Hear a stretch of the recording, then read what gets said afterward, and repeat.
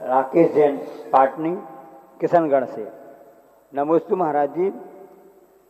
एक बेदी की प्रतिमाएं दूसरी बेदी पर स्थानांतरित कर दी जाती हैं, तो उससे कुछ है समाज पर प्रभाव पड़ता है, असर पड़ता है? अब क्यों की गई, कैसे की गई, उस सब पर विचार करना पड़ेगा। ऐसा ही नहीं कह सकते किस लिए की गई, जानकर बुद्धिपूर्वक अच्छे स्थान पर रखी थी, गलत पर रख दी, गलत पर रखी थी, तो इन सब पर विचार करना चाहिए।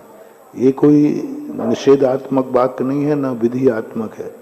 तात्कालिक जैसी परिस्थिति हो वैसा निर्णय लिया जाता है।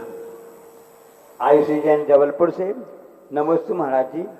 एक बार आपने प्रवचन में कहा था कि आम के पेड़ में मोर होती हैं, बहुत से झड़ जाते हैं, कुछ अमकरिया बनने के काम आते हैं, कुछ के कच्चे आम बनते हैं, कुछ पके आम बन जाते हैं, कच्चे आम से कुछ अचार बनते हैं।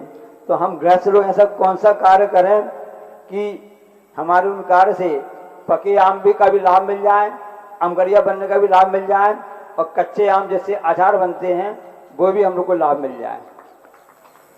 दाल पर पका हुआ काम हमारे यहाँ प्रशंसनीय नहीं है।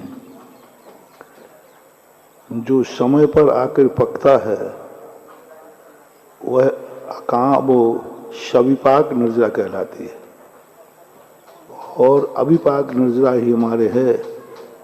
दूजी जो अभिपाक निर्जरा है, पाल विषय माली, यानी आम को तोड़कर जो पकाया जाता है वही हमारे लिए कार्यकारी है। जो अपने आप डाल पर पक जाता है उसकी संभावना नहीं है कि वो मिलेगा, और वो उस प्रकार का रूप नहीं बन पाता, क्योंकि वो तो अपने आप पक करके आया है, तो उसके अंदर वो गुण नहीं आ पाते। जो पकाया हुआ जाता है वो एक अलग होता है। तो ये उदाहरण के रूप में दिया गया है। बाकी के कर्मों में तो जो कर्म जितने जल्दी निर्जरा को प्राप्त होगा उतना ही अच्छा है, और जितनी देर कर्म रुकेगा उतना ही खतरनाक है। वो उदाहरण दिया गया है कर्मों के फल के पीछे। पवन जैन, मुंबई से। नमोस्तु महाराज जी।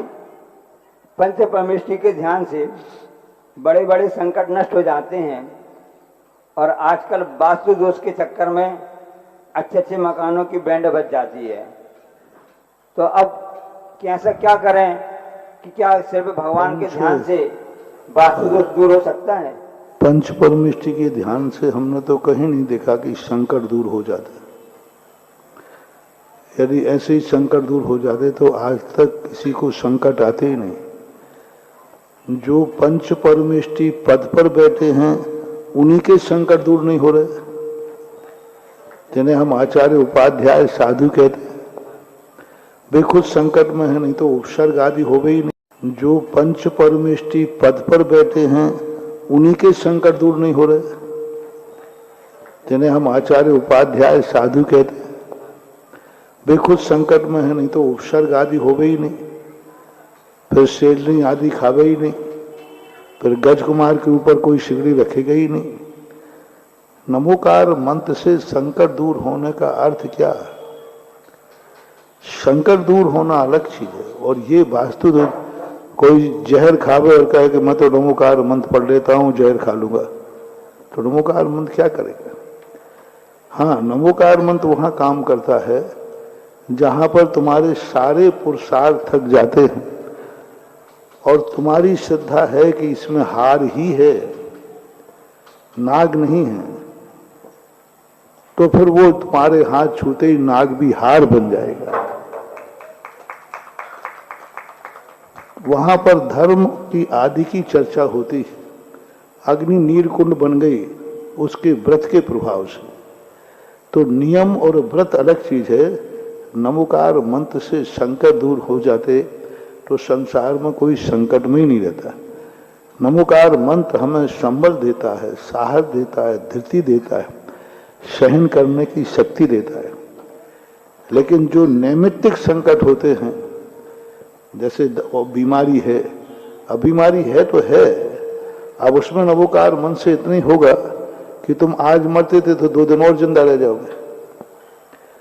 नमोकार मंत्र करेगा, दवाई नहीं मिलती तो दवाई मिल जाएगी, डॉक्टर मिल जाएगा, और ज़्यादा होगा तो उसकी जो शक्ति है वो कम हो जाएगी, और छोटे मोटे संकट हैं तो टल भी जाएंगे।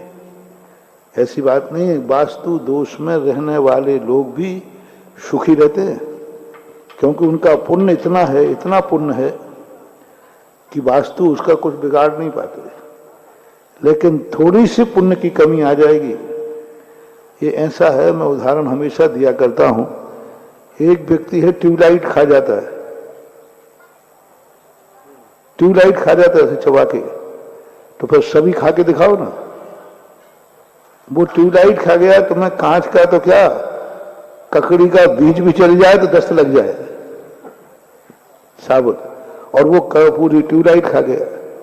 तो ऐसे कुछ लोगों के पुण्य के उदय होते हैं, तो वो थोड़ा सा इतराते हैं, देखा हम तो कुछ भी वास्तु मास्तु नहीं मानते हैं, हम तो कोई मुहूर्त मुहूर्त नहीं मानते हैं।